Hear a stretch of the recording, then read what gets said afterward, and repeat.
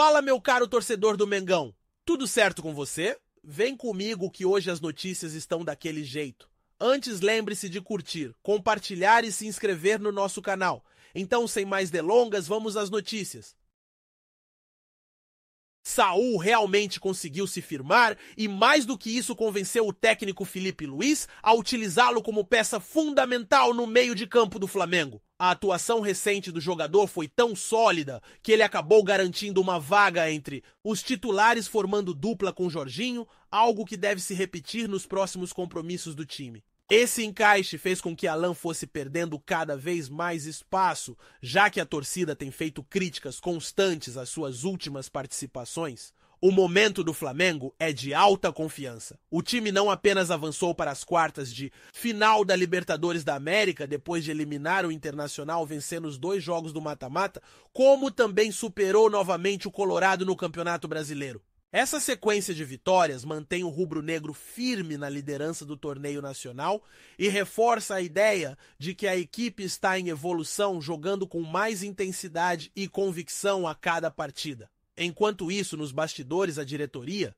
vem mostrando um planejamento pesado e bastante consistente. O rubro-negro já desembolsou 333 milhões de reais em contratações, um investimento que não é apenas alto, mas também estratégico, porque o clube não tem buscado quantidade, mas sim qualidade. O objetivo é montar um elenco que consiga suportar o desgaste físico de uma temporada recheada de jogos decisivos, sem perder competitividade. Afinal, a meta é clara: brigar simultaneamente pelo título da Libertadores, pelo Campeonato Brasileiro e também pela Copa do Brasil. Esse olhar da diretoria também passa por ajustes importantes. Jogadores como Matheus Gonçalves, Vitor Hugo e Cleiton, que em algum momento foram vistos como grandes promessas, não conseguiram manter a sequência de atuações no time principal e hoje aparecem mais próximos de uma saída. O Flamengo entende que não pode manter um elenco numeroso sem que todos tenham a possibilidade de jogar em alto nível. Por isso, a tendência é que esses nomes sejam negociados abrindo espaço para novas peças ou simplesmente para dar mais equilíbrio ao grupo. As contratações feitas até aqui mostram que a estratégia tem dado certo. Não se trata apenas de trazer jogadores de nome, mas sim atletas que se encaixam no estilo que Filipe Luís quer implementar. Em campo, isso é visível, o time atua com mais intensidade, tem mais variações de jogadas e consegue controlar melhor os momentos decisivos das partidas. A consistência é tanta que o Flamengo se tornou ainda mais confiável quando precisa segurar um resultado, ou quando tem que buscar a vitória em situações complicadas. E dentro desse novo cenário, Saúl aparece como um dos grandes destaques. Sua forma de jogar ao lado de Jorginho trouxe equilíbrio e maior dinamismo para o Peseto. Ele dá suporte na marcação, ajuda na saída de bola e ainda tem mostrado capacidade de apoiar o ataque quando necessário. Essa combinação de funções acabou tirando Alan da rota principal, já que suas últimas atuações não vinham agradando.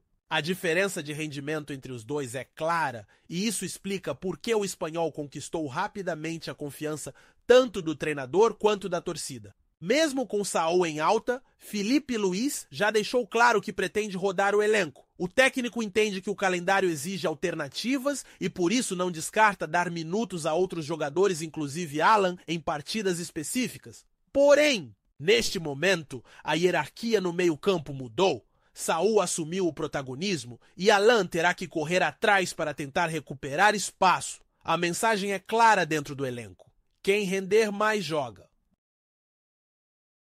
Antes de continuarmos, não deixe de curtir, comentar e se inscrever no nosso canal.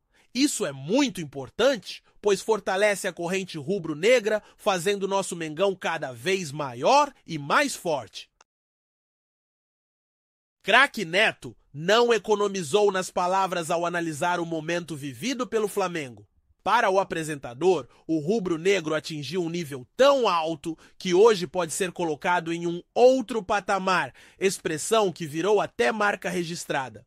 nos últimos anos e que agora volta a ser usada para dimensionar o que representa o Clube da Gávea no cenário atual do futebol brasileiro e sul-americano. Na visão dele, a equipe comandada por Filipe Luís é a grande favorita tanto na Copa Libertadores da América quanto no Campeonato Brasileiro, já que tem mostrado consistência dentro e fora de campo. Está num patamar muito além daquilo que se pensa do que é o futebol brasileiro. O Flamengo teve diversas gestões organizadas. Olha o que o BAP fez, o maior patrocínio de um clube brasileiro e sul-americano. Está entre os 9 maiores do mundo, avaliou o ex-meia. Esse reconhecimento não é apenas por causa da bola rolando, mas também pela forma como o clube conseguiu se reestruturar nos bastidores. Depois de anos marcados por dívidas e dificuldades financeiras, o Flamengo adotou um modelo de gestão que transformou completamente sua realidade. Hoje, o rubro-negro ostenta contratos de patrocínio milionários, um orçamento robusto e a capacidade de contratar jogadores de nível internacional. Esse poder de investimento permite que o time se mantenha competitivo em todas as competições, com um elenco que, mesmo diante de lesões ou suspensões, consegue manter a mesma força. E é justamente essa profundidade no elenco que chama a atenção de craque Neto. Segundo o comentarista, o Flamengo tem tantas opções de qualidade que Filipe Luís consegue alterar a formação, mudar peças e ainda assim o desempenho não cai. Um exemplo recente foram os 3 jogos contra o Internacional, nos quais o treinador promoveu várias mudanças, mas a equipe manteve o padrão. Venceu os duelos e avançou com autoridade na Libertadores, além de conquistar pontos importantes no Campeonato Brasileiro. Contrataram o monstro Saul. Alguém lembra que o Gerson existe? Ninguém mais lembra. Aí tem um fenômeno que é o Jorginho tem um, que é mais que um fenômeno, é um gênio que é o Arrascaeta. Olha o que jogam os 2 zagueiros Léo Ortiz e Léo Pereira, exaltou o apresentador da TV Band. As palavras de Neto reforçam a grandeza do momento vivido por nomes como Arrascaeta, considerado por ele um verdadeiro gênio, e também Jorginho, que caiu como uma luva no meio de campo. Além disso, o comentarista destacou o impacto imediato da chegada de Saul Níguez, um jogador de peso internacional que trouxe mais equilíbrio ao setor. A zaga formada por Léo Ortiz e Léo Pereira também foi elogiada, mostrando que a solidez defensiva é outro diferencial do time. Mesmo já contando com um elenco estrelado, a diretoria não se acomodou. Neste meio de temporada, foram contratados 5 reforços de peso: Jorginho, Saul, Níguez, Samuel Lino, Emerson Royal e Carrascal. Cada um deles chega para ampliar as alternativas do treinador, transformando o Flamengo em um verdadeiro quebra-cabeça de qualidade, no qual sempre existe uma peça de alto nível para qualquer função. E isso dá ao clube a possibilidade de enfrentar longas competições sem perder intensidade, algo fundamental para seguir brigando por taças até o fim do ano. E quando se fala em rivais à altura, Neto foi categórico. Para ele, apenas o Palmeiras tem a capacidade de encarar o Flamengo em condições de igualdade. Nos últimos anos, os 2 clubes dividiram os principais títulos do continente, conquistando juntos 4 Libertadores e 4 campeonatos brasileiros, além de acumularem taças nacionais e internacionais. Essa rivalidade recente acabou criando uma espécie de hegemonia no futebol brasileiro, na qual os 2 se alternam no topo, deixando os demais para trás. O único time que pode querer alguma coisa com o Flamengo é o Palmeiras. Olha a vergonha que é o Corinthians, disparou ele. A declaração resume bem a diferença que o ex-jogador enxerga entre Flamengo e os demais clubes do país. Enquanto o Palmeiras aparece como o único adversário de peso, outros gigantes do futebol nacional vivem momentos de crise sem conseguir se aproximar do patamar em que o rubro-negro está. Assim, segundo Neto, a temporada caminha para ser novamente dominada pelo Flamengo, que une gestão sólida, elenco estrelado e um futebol cada vez mais consistente. Antes de continuarmos, não deixe de curtir, comentar e se inscrever no nosso canal. Isso é muito importante, pois fortalece a corrente rubro-negra, fazendo nosso Mengão cada vez maior e mais forte. Andrés Pereira voltou a ser destaque no noticiário do futebol brasileiro e desta vez a decisão do jogador parece estar tomada. Depois de ser especulado em diferentes clubes e de já ter despertado o interesse do Palmeiras em janelas recentes, o meia sinalizou que sua prioridade é retornar ao Flamengo, onde já teve uma passagem marcante. De acordo com informações reveladas pela jornalista Raíza Simplício Andréas, nutre um desejo antigo de vestir novamente o manto rubro-negro. Ele até chegou a conversar de maneira informal com a diretoria no primeiro semestre, mas sem que houvesse uma proposta oficial naquele momento. Agora, porém, a situação é diferente. O jogador já deixou claro que entre Flamengo e Palmeiras, sua escolha é clara: voltar para o clube da Gávea. Meio-campista ainda nutre um desejo de voltar ao Flamengo. Houve conversas informais no primeiro semestre, mas o rubro-negro não chegou a fazer oferta, informou a jornalista. Essa movimentação coloca pressão no mercado, já que o Fulham da Inglaterra Clube, que detém os direitos do atleta, não pretende liberar Andrés Pereira por valores baixos. A pedida inicial gira em torno de 12 a 14 milhões de euros, algo próximo a 89 milhões de reais, segundo as cotações atuais. Esse valor, apesar de expressivo, é considerado menor do que o pedido feito em negociações anteriores, o que pode abrir margem para novas tratativas.